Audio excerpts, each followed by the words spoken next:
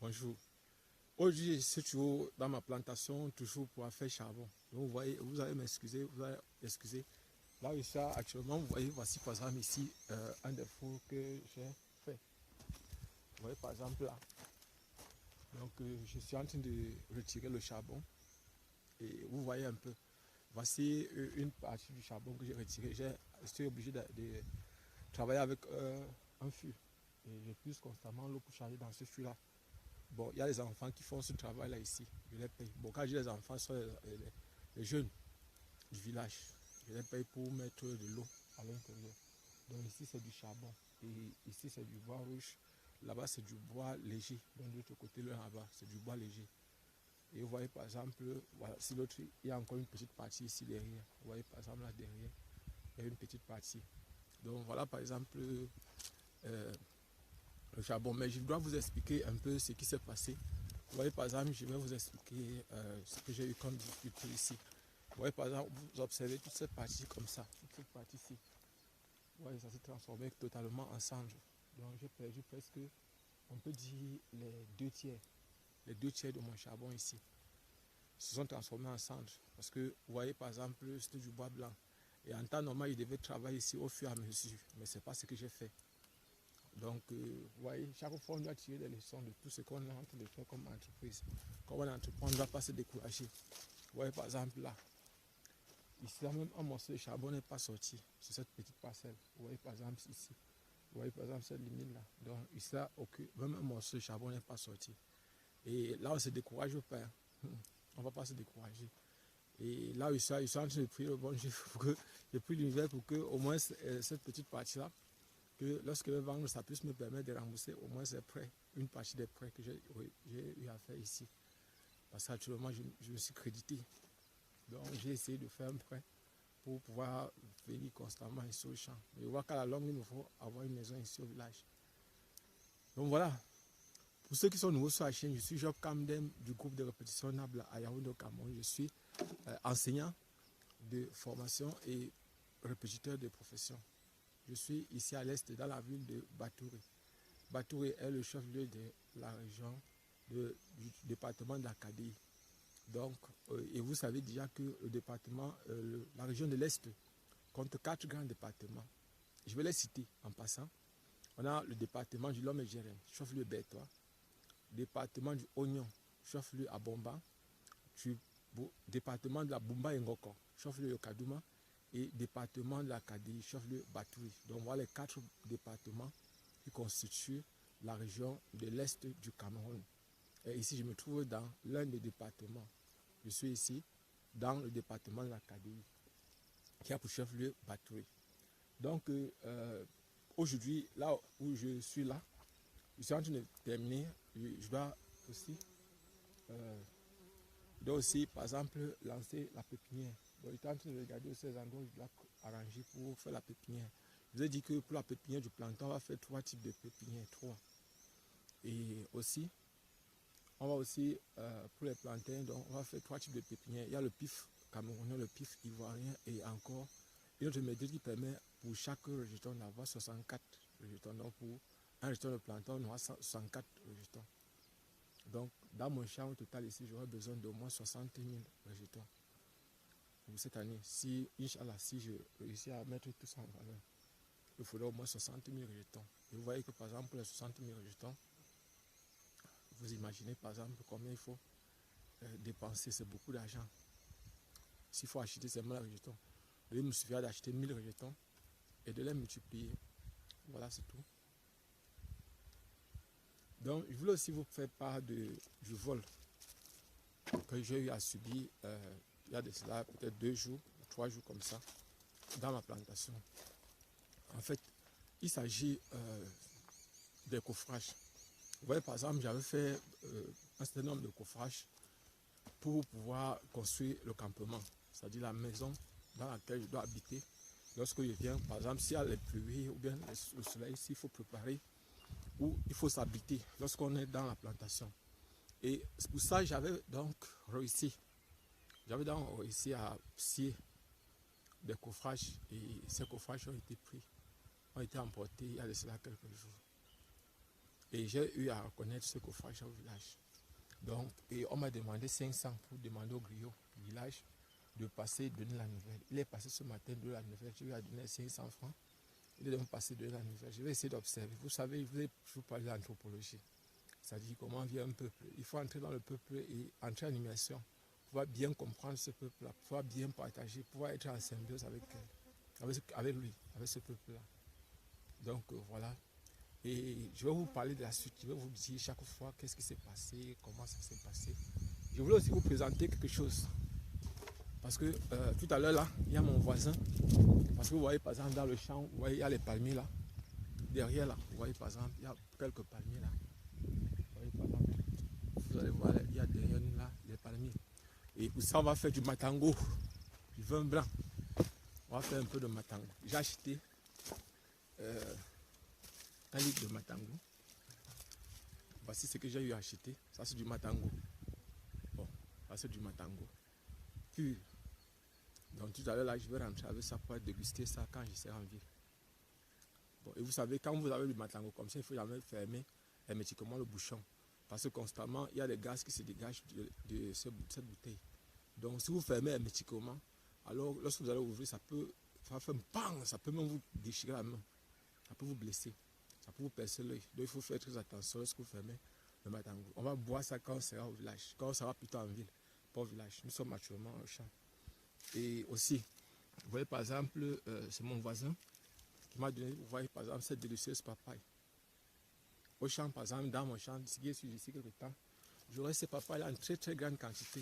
Et je suis en train de voir, lorsqu'il va descendre du côté de Yaoundé, il me faut ramener ici les papayes solo.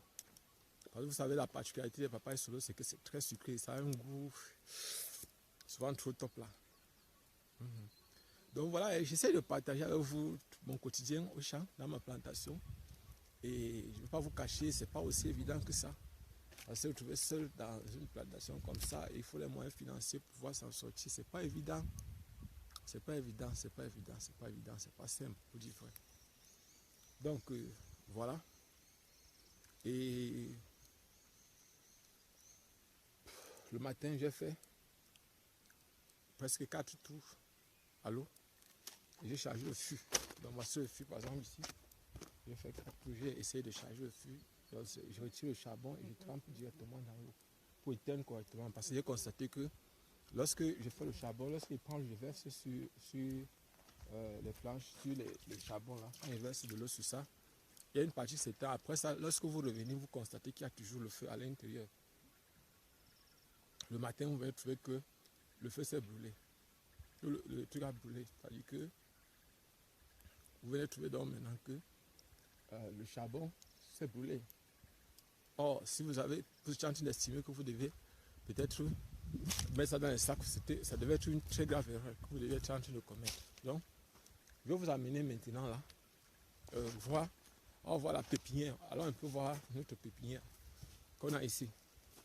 Je vais dire, on partage au quotidien, on partage ce qui est en train de se passer ici. Vous voyez par exemple, je vais vous expliquer. Ici, au sol. Vous voyez par exemple ici au sol, vous voyez cette bouteille ici. Ce sont les bouteilles de jus. Donc c'est ici avec ces bouteilles-là que j'effectue mes expériences sur le champ. Donc j'essaie de créer des ministères avec ces bouteilles-là. Et vous voyez par exemple, je vais vous montrer les semences de corosolier. Observez un peu. Vous voyez par exemple, là, ce sont les semences de corosolier qui sont en train de germer, de pousser. Donc il y en a quelques là. Et bon, ça sont les ailes sauvages. On va les enlever. Donc voilà par exemple là, on a quelques plants de corosolier. Et en fait, si je veux vous faire part de mon quotidien tous les temps. Et ici là, il y a quelques plants. Observez par exemple les avocatiers et il y a quelques plants d'avocatiers là que j'ai mis ici. Donc voilà par exemple, je partage un peu avec vous comme ça mon quotidien pour que vous essayez de voir comment ça se passe. Et voici le puits. Donc c'est ça ici. Jusqu'à présent. Voilà par exemple, vous essayez de voir là. C'est ce niveau-là que je trouve, j'ai creusé presque ici à 1 mètre sur la terre du jus. Et voici par exemple, vous voyez les deux types de terre. Vous essayez de voir un peu comment la terre là se présente. Et voici notre partie du charbon que j'ai jeté ici. J'avais jeté plutôt de ce côté. Voilà par exemple, j'essaie de voir. C'est pas aussi évident. Le travail là, il fallait éteindre ce charbon là. Et vous voyez par exemple, celui que j'ai placé ici. Vous voyez ce que je vous expliquais tout à l'heure. Vous voyez par exemple, si je ne faisais pas ça, vous voyez que ceci s'est brûlé. Tout le temps que j'avais placé ici s'est brûlé. Et j'avais essayé de faire séparer le maximum possible pour que ça ne puisse pas brûler. Vous voyez par exemple les tas là. J'essaie de les séparer le maximum possible pour que ça ne se brûle pas. Pour que si ça se brûle, que ça soit isolé des autres. Éteindre n'est pas aussi évident que ça. Dans le travail du charbon, si une personne veut se spécialiser là-dedans, elle doit savoir que franchement, ce n'est pas un travail easy, ce n'est pas un travail facile. C'est un travail fascinant, mais ce n'est pas aussi évident que ça. Je vous ai dit l'autre jour que nous avons réussi, par exemple ici, dans cette plantation, nous avons, dans nos expériences que nous sommes en train d'effectuer ici, on a réussi à faire pousser déjà les pommes. J'ai bien dit, les pommes, ce qu'on appelle chez nous ici les pommes de France, c'est-à-dire les pommes fruits. Franchement, c'est un succès, c'est un très grand succès qu'on a eu. Et je voudrais carrément lancer en grande quantité ces pommes-là. Je voudrais les lancer en très grande quantité si possible. Bon, mais vous savez, les conditions, mais ma priorité d'abord, c'est mettre en valeur mon champ. Parce que ces expériences que je fais tous les temps, pour le moment, ça ne me rapporte pas grand-chose. Mais si j'avais déjà mis en valeur les 2 hectares, c'est-à-dire ici, il faut au minimum pour ces 2 hectares 9600 rejetons. Je dis bien sur les 2 hectares, il me faut 9600, donc à raison de 4800 par hectare. Je pourrais arrondir ça autour de 5000 par hectare, c'est-à-dire 10 000 pour tout ça.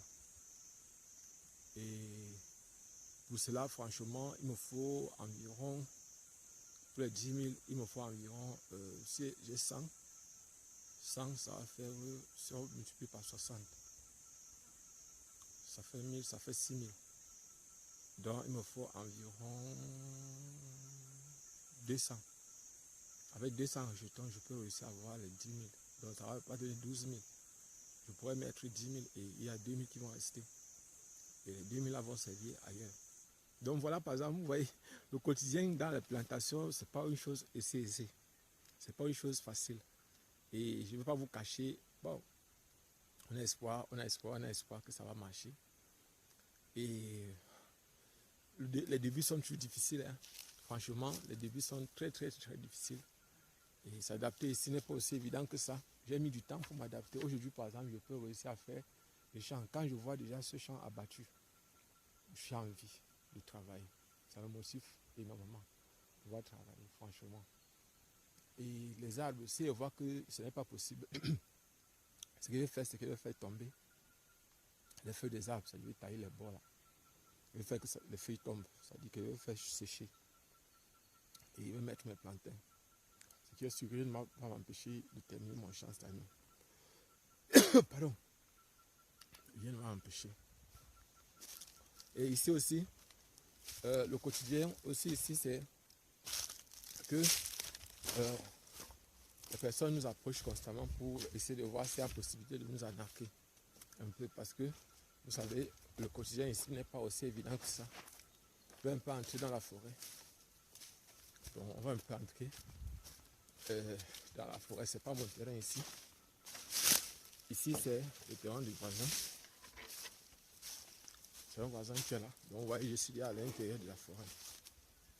C'est où je viens parfois me reposer dans le soleil.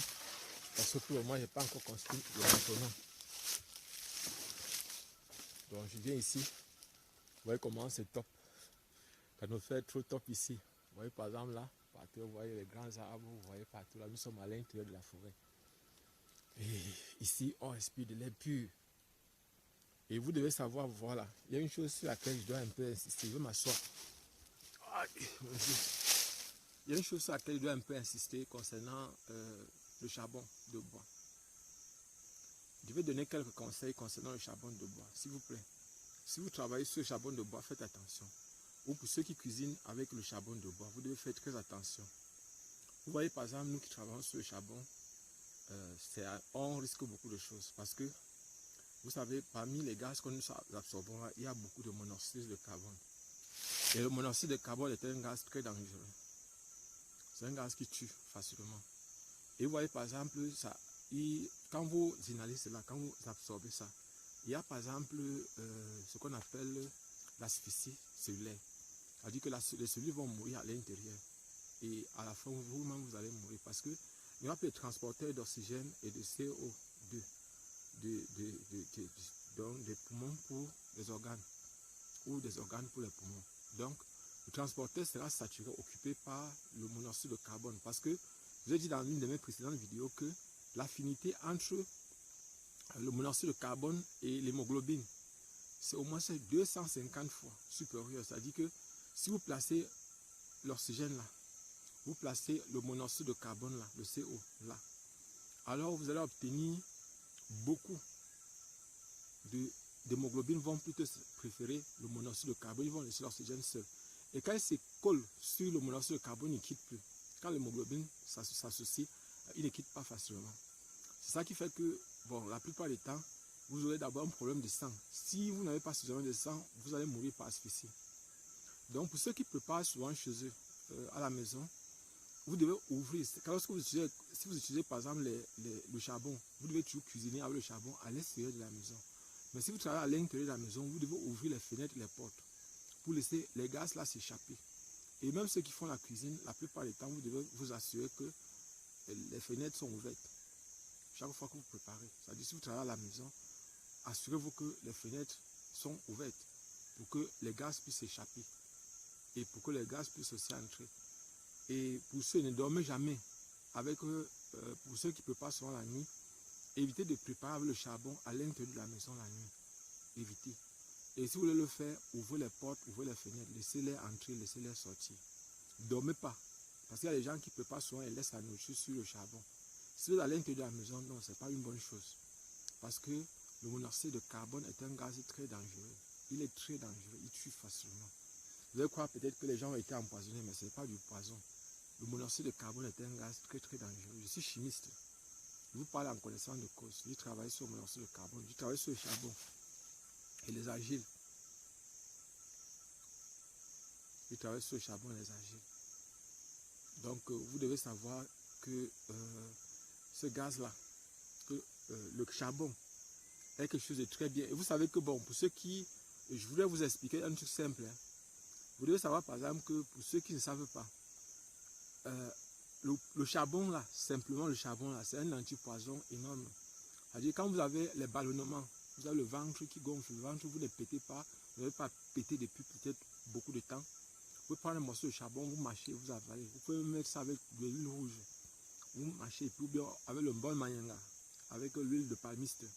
Vous mélangez ça et vous avalez. Ce qui est sûr, vous allez voir que après un temps, les gaz vont partir. Et aussi, l'autre possibilité, c'est que si vous voulez faire, par exemple, faire ce qu'on appelle la pierre noire, vous devez savoir que la pierre noire est un charbon. Mais c'est un charbon qui est issu beaucoup plus de l'os, par exemple du bœuf, du cheval, de l'os du cheval, c'est-à-dire de l'os d'un animal. On prend simplement ça, on brûle. On calcine l'absence, un peu comme on fait le charbon là. Et c'est ce charbon-là qu'on va tailler maintenant pour que ça puisse, lorsqu'on est piqué par un insecte, on peut légèrement agrandir la blessure et poser la pierre noire. Et on nous disait quand on était au lycée ou bien quand on était à l'école primaire que la pierre noire permet d'absorber le venin. Voilà par exemple, avant d'arriver à l'hôpital, vous prenez d'abord ça pour au moins se freiner l'avancée du venin, pour retirer une bonne partie du venin. Abonnez-vous et partagez au maximum possible cette vidéo. Je vous ai dit, je suis Job Kamdem du groupe de reposition Nabla. Nous fêtons cette année-ci notre 20e anniversaire. Et je voudrais franchement vous remercier parce que nous sommes déjà 4200 abonnés sur notre chaîne YouTube. Nous sommes 4200 abonnés. Et je voudrais franchement vous remercier pour cela. Et je voudrais aussi parler à ceux qui préparent leur concours, pour le concours 2024. Pour cette année, pour votre documentation, c'est-à-dire que vous avez besoin des documents pour vos prépa concours. Sachez que bientôt, le concours de l'École nationale supérieure polytechnique de Yaoundé passe toujours au mois de juillet. Et ça passe souvent autour du 10. Autour du 10 juillet, du 10 juillet. Et Polytechnique doit là passe aussi au mois de juillet. Toujours vers la fin du mois de juillet. Toujours vers la fin du mois de juillet. Donc, je vais chercher au calendrier des concours. Bon, en fait, c'est parce que depuis là, je ne suis pas à Yaoundé. Je n'ai pas mon ordinateur avec moi. Parce que avec l'ordinateur que je reçois à télécharger, tout ça. Et parfois, il y a les... Donc, en fait, je vais chercher. Vous devez aller sur Google, vous tapez calendrier des concours 2024. Vous allez voir et ça va vous donner des dates approximatives sur les dates des différents concours que vous avez à faire. Pour ceux qui veulent entrer dans les écoles d'ingénieurs, vous devez savoir que, en ce qui concerne Polytechnique, au niveau du Cameroun, on a 4 grandes écoles polytechniques au niveau du Cameroun. On a Polytechnique de Yaoundé 1, qui dépend de l'université Yaoundé 1. On a Polytechnique qui est situé au quartier Mélène, à Yaoundé. On a Polytechnique de Douala, École nationale supérieure Polytechnique de Douala. C'est l'ancien FGI qui est devenu Polytechnique de Douala. On a Polytechnique de Maroua, qui est l'ancien Institut du Sahel, Institut supérieur du Sahel, qui est devenu Polytechnique de Maroua. On a aussi Polytechnique de Bamenda. Ben, il y a aussi à Bamenda toujours, il y a aussi un Polytechnique privé. Il y a aussi un Polytechnique privé à Bamenda. Et le dernier conseil que je vais vous donner avant d'arrêter cette vidéo, c'est que c'est intéressant d'entrer dans les écoles d'ingénieurs. C'est intéressant. Mais il faut aussi bien travailler quand on est dans cette école-là et préparer sa sortie. Le plus important, ce n'est pas d'entrer. Le plus difficile, ce n'est pas d'entrer. Le plus difficile, c'est comment on sort. Il vaut mieux sortir avec la tête haute. Et personnellement, le conseil que je vous donne, c'est que pour beaucoup d'entre vous, avant de sortir, rassurez-vous que vous maîtrisez ce que vous allez faire dans cette école-là. Ne trichez pas. Il y a quelqu'un qui a dit que tous les Camerounais sont des voleurs. Je dis c'est faux. Tous les Camerounais ne sont pas des voleurs. Certains Camerounais sont des voleurs. D'autres ne le sont pas. Certains Camerounais sont des tricheurs. D'autres ne le sont pas. Certains Camerounais font des mauvaises choses. D'autres ne le font pas. Donc, moi je crois que dans le fond, pour ceux qui vont préparer leur concours en 2022, vous savez déjà, 2024, vous savez déjà une bonne chance pour vos prépas. Pour ceux qui ont les difficultés en mathématiques, en physique, en chimie, en informatique et en biochimie, nous sommes là. On attend, on attend, on attend. Abonnez-vous et partagez le maximum possible cette vidéo. On se voit prochainement dans une autre vidéo. Merci.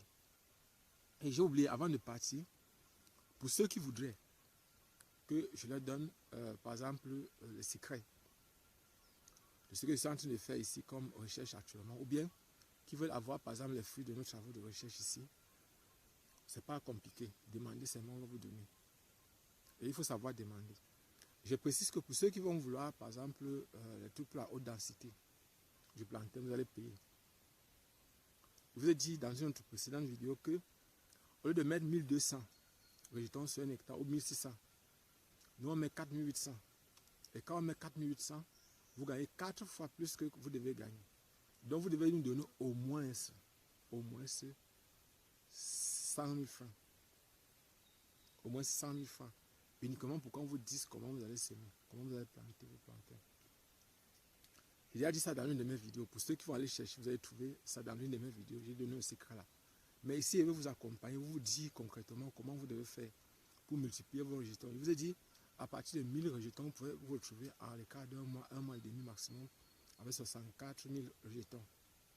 Donc ça fait que si vous n'avez pas besoin d'acheter les rejetons en très grande quantité, et je préfère que s'il y a possibilité, vous-même vous apprenez à faire vos propres rejetons.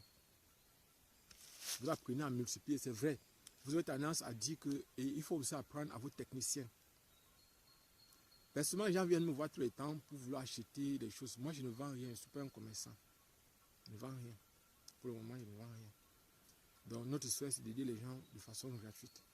Et si, par exemple, je ne donne pas certains secrets, parce que j'ai l'impression qu'on nous en est.